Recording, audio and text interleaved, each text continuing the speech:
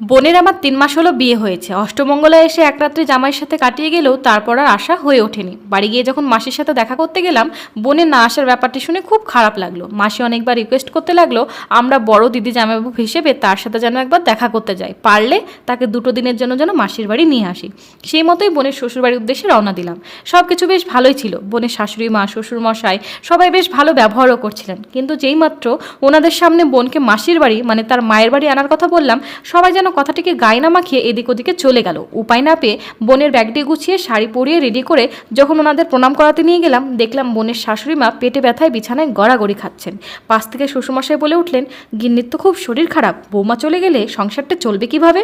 পাশে থ্যাতলার মতো বোনের বর দাঁড়িয়ে শুনছে। মনে হচ্ছে মানুষটি যেন জন্ম থেকেই বোবাকালা, কিছু শোনেও না আর বলেও না।